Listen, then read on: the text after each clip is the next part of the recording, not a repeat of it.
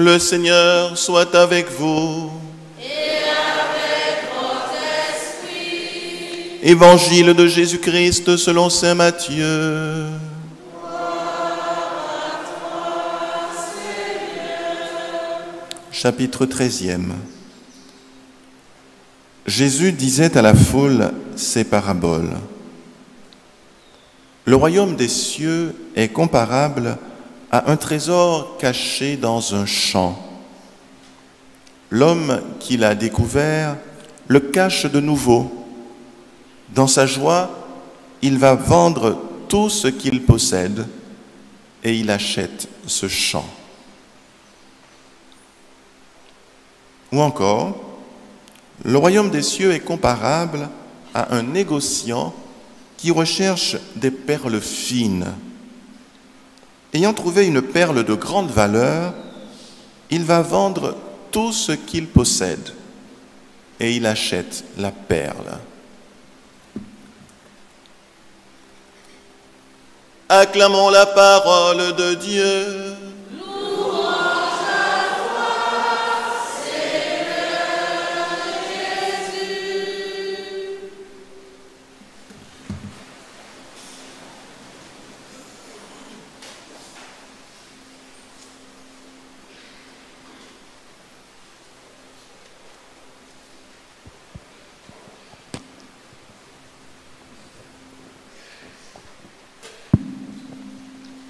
Je pourrais ajouter une troisième parabole semblable. Le royaume des cieux est comparable à une jeune fille de grande famille avec un gros héritage qui tombe amoureuse d'un monsieur qui est vraiment de famille très modeste, qui a un petit métier, qui gagne le SMIC. Et cette jeune fille, qu'est-ce qu'elle fait quand elle tombe amoureuse de ce garçon, qui par ailleurs est un très bon garçon? Eh bien, elle abandonne tout parce que ses parents lui disent « Tu devras faire un choix. C'est ou bien ce garçon, ou bien ton héritage, ou bien ta famille, ou bien ton milieu. Parce que si tu épouses quelqu'un qui n'est pas de ton milieu, tu perds tout. Tu vas tout perdre. » Et cette jeune fille, malgré cela, décide d'épouser ce garçon, d'accepter la demande en mariage du garçon et se marie avec ce garçon.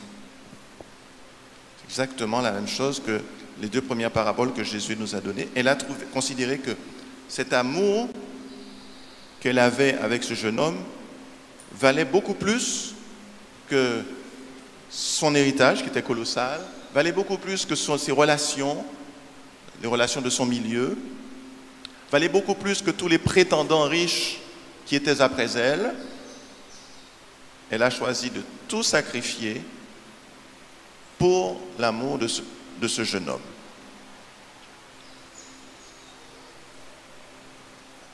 Alors, je ne sais pas si tout le monde aurait fait le même choix, hein? Mais elle a raison. Parce qu'en fait, si c'est une bonne personne, si le garçon c'est un bon garçon, évidemment, si cet amour est sincère et est vrai, si elle aime profondément ce garçon et ce garçon l'aime profondément, mais l'amour, c'est la chose la plus importante au monde. Ça vaut plus que l'argent. Parce qu'on peut très bien être dans un palais et puis être extrêmement malheureuse parce qu'on est marié avec quelqu'un qui ne vous aime pas ou que l'on n'aime pas. L'amour vaut plus que tous les biens de la terre, toutes les richesses de la terre. Et c'est ce que Jésus nous dit dans cette parabole. Il nous dit que le royaume de Dieu c'est quoi? Ben c'est l'amour de Dieu. Le royaume de Dieu, c'est une alliance qui nous est proposée entre Dieu et nous. Le royaume de Dieu, c'est vivre une relation d'amour entre Dieu et avec nous, une relation de père à fils, de père à fille, ou encore, on peut le comparer, comme on le fait dans la Bible, une relation d'époux à épouse. Est-ce que l'amour de Dieu vaut moins que toutes les richesses de la terre, que tous les biens de la terre, que toutes nos relations de la terre? C'est ça la question qui nous est posée. Est-ce que pour nous, la relation avec Dieu, cette relation d'amour avec Dieu, vaut qu'on puisse lui sacrifier tout le reste.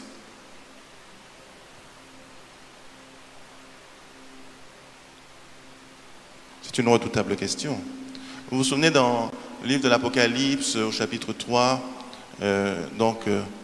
Saint Jean a une vision et puis il voit Jésus qui lui dit, voilà, mais tu écris aux 7 églises d'Asie. Bon, l'Asie, c'est l'Asie mineure, hein, c'est-à-dire, en fait, ça se passe dans la province d'Asie qui se trouvait en Turquie. Il y avait notamment Éphèse, Laodicée, Philadelphie, toutes ces communautés, toutes ces églises. Enfin, quand on dit église, c'est des églises locales. C'est comme la Martinique, l'église de Martinique, l'église de Guadeloupe, l'église de Sainte-Lucie, Dominique, etc. Donc, Jésus disait à Jean d'écrire à ces églises, et il disait, voilà ce qu'il faut dire à l'église de Laodicée, j'ai contre toi que tu as perdu ta ferveur d'avant, ta ferveur d'antan. Tu es devenu tiède. Et pourquoi n'es-tu ni chaud, plutôt chaud ou froid? Mais parce que tu es tiède, je te vomirai de ma bouche. Donc la tiédeur, c'est le problème de l'église de Laodicée, et c'est peut-être aussi notre problème à nous. C'est que le tiède, c'est quoi? Le tiède, c'est celui qui veut le beurre et l'argent du beurre. Il ne veut rien sacrifier. Il est toujours dans les compromis, il veut tout en même temps. Il est marié, mais il veut aussi la maîtresse. Ou elle est mariée, elle veut aussi l'amant. Il est prêtre, mais il veut une autre vie, il veut vivre une vie comme s'il était, je sais pas moi, un célibataire qui mène sa vie, qui a une vie privée, etc. Non, c'est pas comme ça.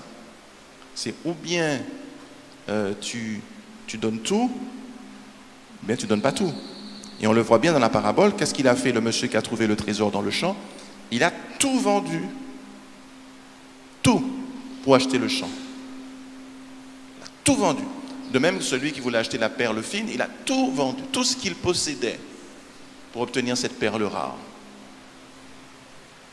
De même, si on se décide en tant que baptisé, on se décide de suivre Jésus, on donne tout. On doit donner tout. Si on ne donne pas tout, ce n'est pas la peine. On devient des tièdes. On est sur 2 tableaux, on est assis sur 2 chaises. On veut tout et son contraire, voilà. On veut que le Seigneur nous donne des grâces, mais si ça n'arrive pas assez vite, on est chez le quimboiseur. Bon, ouais. Vous voyez, on n'est pas dans le, vous voyez, dans ce sacrifice où il faut tout sacrifier, où il faut tout donner. On n'est pas dans ce choix total, déterminé. On n'est pas dans cette espèce de violence évangélique dont parle Jésus quand il dit « ce sont les violents qui s'emparent du royaume de Dieu ». Qu'est-ce qu'il veut nous dire par là quand Jésus dit ça? Il veut dire qu'il faut se faire violence à soi-même, quoi. Si on veut vraiment entrer dans le royaume de Dieu, il faut constamment se faire violence. Parce que dans notre vie spirituelle, notre vie chrétienne, il y a des obstacles, il y a des tentations qui font que si on ne se fait pas violence, on tombe dedans. Si on n'est pas déterminé, on tombe dedans. Bien sûr, bien sûr. Il ne s'agit pas d'être des super-héros avec une super volonté très forte. Bon, le Seigneur ne nous demande pas ça. Il connaît notre faiblesse, il connaît notre fragilité. Mais il veut des gens déterminés. Si on est déterminé, bon, il va donner la force, il va donner l'énergie, il va donner les grâces qui nous seront nécessaires. Il n'y a pas de souci. L'intendance va suivre. Mais il faut une volonté. J'aimais bien cette parole de Anne-Marie, comment elle s'appelait? Oui, pardon. C'était Marie-Alice Jacoulet qui disait ça souvent. Elle avait entendu ça de son père. Il disait, quand il y a une volonté, on trouve un chemin. Vous voyez, c'était ça ce que son papa lui avait enseigné. Et elle avait retenu cette leçon, elle le répétait régulièrement. Et on sait que Marie-Alice, c'est une femme martiniquaise qui a été jusqu'au bout, quoi, qui a fait son chemin. Parce qu'elle avait cette volonté. Elle était déterminée. C'est une femme déterminée, quoi. Quand on l'entend, elle avait toujours cette espèce d'enthousiasme, ce feu intérieur, et qui fait que elle a réussi ce qu'elle avait à faire, quoi. Parce qu'elle avait cette détermination en elle. Et de la même manière, c'était aussi une chrétienne par ailleurs, hein, une chrétienne très convaincue, il faut le savoir, il y en a qui ne le savent pas. Très pratiquante, très croyante, très proche du Seigneur. Je me rappelle avoir prêché une retraite, bon c'est une anecdote, mais à Trinité, au foyer de charité, elle était la première arrivée, la dernière à partir.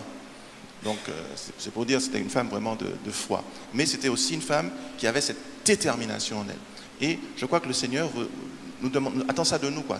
Cette chaleur-là, quoi. Pas de la tiédeur, mais de la chaleur. Et cette violence-là, mais c'est une sainte violence. Vous voyez? C'est une sainte violence. Cette détermination-là. Et avec ça, il pourra nous aider, pourra nous donner la force, et ainsi, nous pourrons acquérir le royaume de Dieu, c'est-à-dire entrer dans cette relation d'amour, cette relation nuptiale, cette relation d'alliance avec notre Dieu. Amen.